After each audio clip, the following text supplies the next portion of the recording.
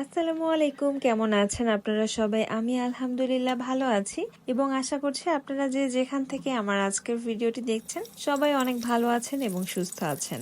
অনেকদিন পরে একটা বড় ভিডিও নিয়ে আসলাম। নর্মালি তো আমি ছোট ছোট রিলস দিয়ে থাকি বা শর্টস দিয়ে থাকি, বাট আজকে চিন্তা করলাম যে আজকে একটা বড় ভিডিও দেই, অনেকদিন দেয়া হয় না যেহেতু। আজকে রান্না করছিলাম আসলে বেগুন দিয়ে আলু দিয়ে রুই মাছের একটা ঝোল, এবং এটা আসলে আমার মায়ের মতো করে একটু চেষ্টা করছিলাম, বাট রান্না করতে করতে এটা আমার স্টাইলে হয়ে গিয়েছে, যদিও আর আম্মুর স্টাইলে হয়নি। তো প্রথমে বেগুনগুলোকে ছোট ছোট করে কেটে নিয়েছি। বেগুনগুলো দেখতেই পাচ্ছেন একদম শুটকে গিয়েছে, এগুলো ফ্রিজে ছিল অনেক দিন হয়েছে। তো ভাবলাম যে আজকে একটু মাখা মাখা করে রান্না করে ফেলি। তো সুন্দর করে কেটে হলুদ লবণ দিয়ে আমি ভেজে নিচ্ছিলাম, সুন্দর করে ভাজছি। এবং আমার নর্মালি হচ্ছে বেগুন ভাজাটা একটু পোড়া পোড়া দাগ হলে আমার ভীষণ ভালো লাগে, বাট সবসময় তো আমার ভালো লাগাটা ম্যাটার করবে না। এবং সুন্দর করে আলু কেটে নিয়েছি। এরকম আলু কেটে বেগুন দিয়ে বা মাছের সাথে দিলে আমার ভীষণ ভালো লাগে, দেখতেই অনেক ভালো লাগে। এবং সুন্দর করে ভেজে নিলে এই আলুটা দিয়ে অনেক সুন্দর একটা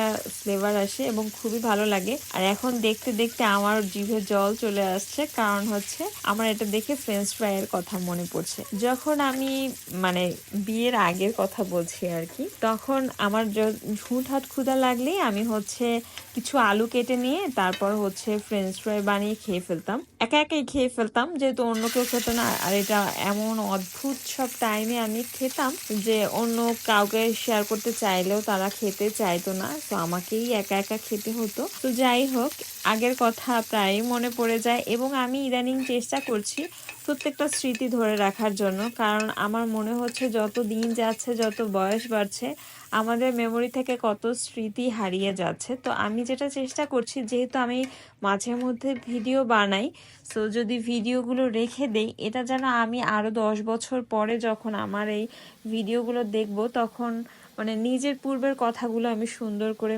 মনে রাখতে পারবো বা ভালো লাগবে হয়তো আমার। সো এই নেশা দিয়ে এখন এবারের মতো কন্টেন্ট ক্রিয়েটর হওয়ার খুব চেষ্টা চালাচ্ছি নিজের উপরে। সো যাই হোক, সুন্দর করে পেঁয়াজটা ভেজে নিয়ে তারপর একটু বাটা পেঁয়াজ দিয়েছিলাম, তারপর হলুদ মরিচ লবণ এগুলো দিয়ে সুন্দর করে ভেজে ভেজে তারপর এই ভাজা বেগুন আলু মাছ এগুলো দিয়ে দিয়েছি। এবং এটা ঝোলটা শুকিয়ে আসলে তারপর হচ্ছে বাটিতে বেড়ে নিচ্ছিলাম।